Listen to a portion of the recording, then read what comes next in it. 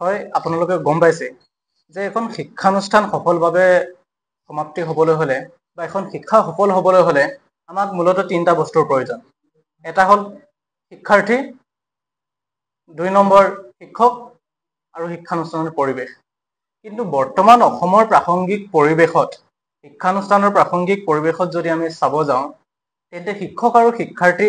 আছে, কিন্তু শিক্ষানুষ্ঠানত শিক্ষা গ্ৰহণ কৰিব পৰা আৰু শিক্ষাদান দিব পৰা কিন্তু কোনো পৰিৱেশ নাই। আৰু সেই পৰিৱেশৰ মূল অৱনমিত হোৱাৰ কাৰণেই এইখন বিজেপি চৰকাৰ। কাৰণ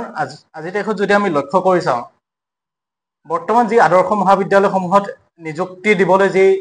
চৰকাৰী জাননী দিছে, তেখেতলোকে তাত কৈছে যে 2 গৰাকী প্ৰাক্তন অৱসৰপ্ৰাপ্ত শিক্ষকক নিযুক্তি দিব আৰু কেৱল এজন নতুন অধ্যাপকক নিযুক্তি দিব। য'ত নেকি 3000 ভেকেঞ্চিৰ কাৰণে 40 বা 45 লাখ নিবনুৱা ডিগ্ৰীধাৰী MA ডিগ্ৰী থকা, আমাৰ PhD ডিগ্ৰী থকা যেতিয়া 40 বা 45 লাখ শিক্ষাৰ্থী নিবনুৱাই যেতিয়া সংস্থাপনৰ কাৰণে আবেদন কৰে, তেনে ক্ষেত্ৰত আকৌ পুনৰ অৱসৰপ্ৰাপ্ত 2 গৰাকী শিক্ষকক নিযুক্তি দি কিদৰে আচলতে তেখেতলোকে নিবনুৱা সমস্যাৰ সমাধান কৰিব বিচাৰে, মই সেইটো কথা ধৰিব পৰা নাই। আৰু মই মাননীয় শিক্ষামন্ত্ৰী ৰণোজ পেগুডেঙাক প্ৰশ্ন কৰিব বিচাৰো, আপুনি যে ক'লে যে যিসকল নতুন অধ্যাপক তেওঁলোকে মহাবিদ্যালয়খনক আগুৱাই নিব পাৰে, মই আপোনাক চেলেঞ্জ কৰিব বিচাৰিছো, মই আপোনাক ক'ব বিচাৰো, যদিহে আপোনাৰ সামৰ্থ্য নাই শিক্ষা বিভাগখন চলাবলৈ, যদি আপোনাৰ বৰ্তমানো যদি আপুনি যোগ্যতাটো অৰ্জন কৰিব পৰা নাই, তেন্তে আপুনি NHR লগত বলক, মই আপোনাক প্ৰত্যেকখন মহাবিদ্যালয়ত তেনেকুৱা যোগ্যতা থকা মই আপোনালোকক অধ্যাপক মই চিনাকি কৰাই দিম।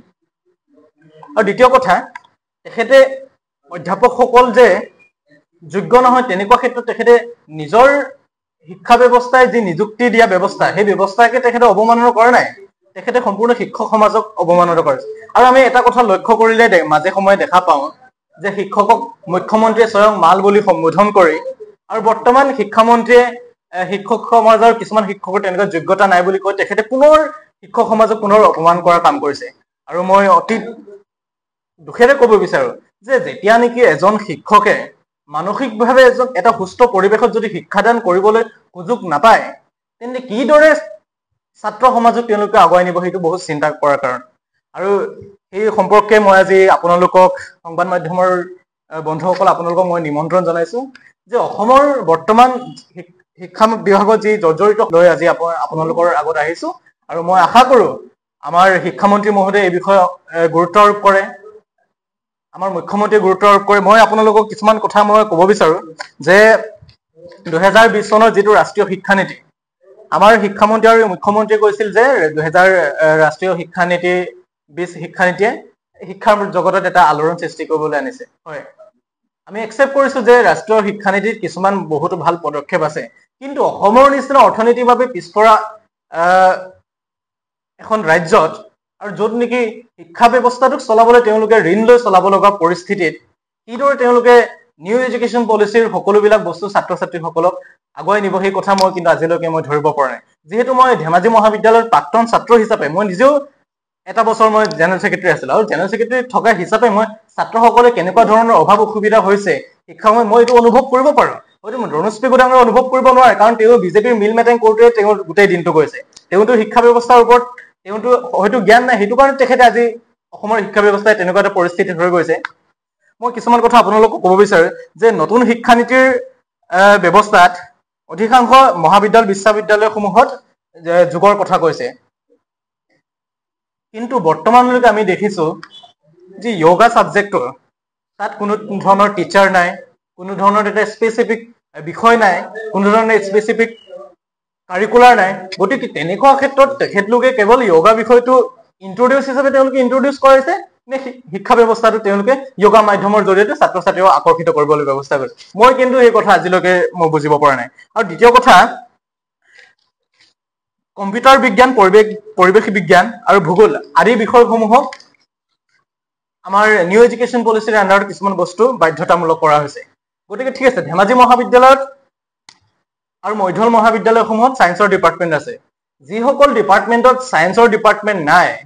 বা যিসকল ডিপাৰ্টমেণ্ট বৰ্তমানলৈকো কিছুমান মহাবিদ্যালয় আছে প্ৰাদেশিকৰণ কৰা নাই, তেনে ক্ষেত্ৰত তেনে মহাবিদ্যালয়সমূহৰ ছাত্ৰ ছাত্ৰীয়ে কিদৰে শিক্ষা লাভ কৰিব তেওঁলোকে বিজ্ঞানৰ শিক্ষা যদি কি বিজ্ঞানৰ শিক্ষক এজন নাই তেনে পৰিস্থিতিত কিদৰে তেওঁলোকে বিজ্ঞান শিক্ষাটো দিব বিচাৰিছে গতিকে মই ৰণোজ পেগুডাঙৰক পুনৰ সেই বিষয়টোৰ ওপৰত আলোচনা কৰিবলৈ মই তেখেতক অনুৰোধ জনাইছো সেল্ফ ফাইনেন্স গতিকে সেল্ফ ফাইনেন্স হোৱাৰ লগে লগে এইটো কোনো ধৰণৰ চৰকাৰীটো নহয় গতিকে সেই সেল্ফ ফাইনেন্স ব্যৱস্থাটোৱে আমাৰ অসমৰ ইউজিচি ব্যৱস্থাক ইউনিভাৰ্চিটি গ্ৰান্টছ কমিশ্যন ব্যৱস্থাক তেখেতলোকে উলংঘা কৰা নাই নে মই সেই কথাটো মাননীয় ৰণোজ পেগু ডাঙৰীয়াক সুধিব বিচাৰিছো আৰু এনেকুৱা বহুত শিক্ষা বিভাগত সমস্যা আছে য'ত নেকি ৰণোজ পেগু ডাঙৰে স্বয়ং নিজে তেখেতে অকণমান মহাবিদ্যালয়সমূহ বিশ্ববিদ্যালয়সমূহ তেখেতে যাওক যে আচলতে প্ৰাথমিক শিক্ষাৰ মাজত কি ধৰণৰ সমস্যা আছে নিউ এডুকেশ্যন বহুকেইটা বিষয় আছে য'ত নেকি কোনো ধৰণৰ কিতাপ নাই কোনো ধৰণৰ পৰ্যাপ্ত পৰিমাণে শিক্ষক নাই গতিকে তেনেকুৱা অৱস্থাত কিদৰে ছাত্ৰ ছাত্ৰীসকলে আনুষ্ঠানিক শিক্ষাটো লাভ কৰিব আমি সকলোৱে জানো যে এটা আনুষ্ঠানিক শিক্ষা সামৰণি হ'বলৈ হ'লে বা সফলভাৱে সমাপ্ত হ'বলৈ হ'লে তিনিটা বস্তুৰ প্ৰয়োজন শিক্ষক শিক্ষাৰ্থী আৰু পৰিৱেশ বৰ্তমান শিক্ষাৰ্থী আছে কিন্তু শিক্ষকৰ অভাৱ আৰু পৰিৱেশৰ অভাৱ গতিকে আজিৰ তাৰিখত বহুকেইগৰাকী শিক্ষক যথেষ্ট সংখ্যক শিক্ষকে কিন্তু নিউ এডুকেশ্যন পলিচিৰ বিষয়বিলাক পঢ়াবলৈ কিন্তু মানসিকভাৱে প্ৰস্তুত নহয় আৰু মই এনেকুৱা নহয় যে মই কোনো যুক্তি নথকা মই কথাবিলাক কৈছো মই বহুকেইগৰাকী প্ৰফেচৰৰ লগত মই কথা পাতিছো তেখেতলোকে মোক এডভাইচ দিছে যে তুমি সেই কথাখিনি উত্থাপন কৰা কাৰণ যেহেতু শিক্ষক সমাজে যদি মানসিকভাৱে প্ৰস্তুত নহয় তেনে ক্ষেত্ৰত কিদৰে শিক্ষা বিভাগ আগবাঢ়ি যাব আৰু এইটো কাৰণেই হয়তো চাগে আমাৰ অসমৰ শিক্ষা বিভাগ কিন্তু শেষৰ পৰা 2 নম্বৰ স্থানত পাইছেগে গতিকে মই ৰণোজ পেগু ডাঙৰীয়াক প্ৰত্যাহ্বান জনাব বিচাৰিছো আপোনাৰ বিষয়টোক লৈ যেহেতু আপুনি কৈছিলে যে নতুনকৈ যিসকল শিক্ষক আছে তেওঁলোকে মহাবিদ্যালয়খন সুন্দৰভাৱে পৰিচালনা কৰিব নোৱাৰিব কিন্তু মই আপোনাক প্ৰত্যাহ্বান জনাব বিচাৰিছো আপুনি NSYৰ লগত বলক মই আপোনাক প্ৰত্যেকটো মহাবিদ্যালয়ত এনেকুৱা শিক্ষক মই দেখুৱাই দিব বিচাৰো যে নেকি শিক্ষা বিভাগটো যদিহে আপোনালোকে মানসিক আৰু যেটো ভাল এটা পৰিৱেশ যদি আপোনালোকে শিক্ষা অনুষ্ঠানৰ সৃষ্টি কৰিব বিচাৰে তেওঁলোকে আমাৰ অসমৰ শিক্ষা বিভাগটো লৈ যাব বিচাৰে আপুনি এনেকুৱা কথা কৈ কিন্তু অসমৰ শিক্ষা ব্যৱস্থা আৰু আপোনাৰ শিক্ষকসকলক কিন্তু সম্বোধন কৰি তেখেতৰ উপলব্ধ কৰিবলৈ চেষ্টা নকৰিব ধন্যবাদ